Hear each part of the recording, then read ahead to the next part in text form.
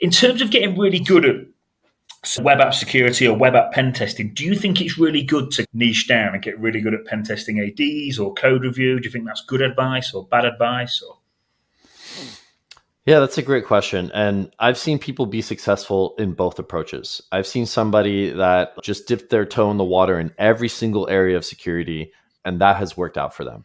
And I've seen other people that just deep dive into one thing and like just really, really deep, and that has worked out for them. So there is not one defined pattern for success. My personal approach and success in my career has been somewhere in the middle. Like I've done deep dives on certain topics and certain times of my career. Other times I purposely took a step back and said, let me learn a little bit about everything here. Earlier in my career, I did learn a little bit about everything. I was like, okay, hey, what is VoIP? Let me read about it. Let me read the protocols. What are the security problems? Okay, I just spent 2 hours on VoIP and that's all I'm doing.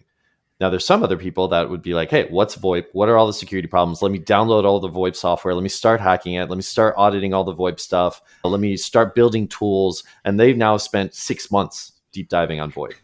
And the ability to do that is maybe not going to be super applicable to the entire job market. Like maybe there's only 5 VoIP security specialists that I know in the US at least, but once you've done that, people know that you can do that for other topics. Okay, this person became like a VoIP security expert in 6 months and they're now worldwide renowned on it.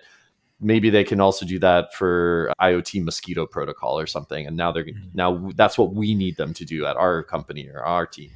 So showing that you've got that ability to deep dive, get obsessed about something, it shows that you've got the ability to pick new things up and learn stuff. It's probably, from your perspective, it's something to shout about on a resume. It would be attractive to you for a candidate perspective. So I really wish I could say, yes, that's the way to go. But if I ask somebody, hey, what do you know about topic X? And they can go on for hours about it.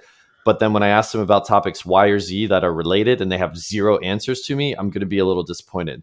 So like the ideal answer is you should know everything of everywhere to the highest degree, but that's obviously not practical, obviously not tenable. But don't be afraid to tell people like, hey, I've gone deep dive in these areas, but I just don't know these other areas. I can learn those things really quickly. I've had people on an interview tell me, oh, I don't know anything about that. Don't ask me that. And that kind of closes the door. It says to the potential employer, I don't even want to learn that. I don't even have the ability or the capability, or I just don't want to touch that.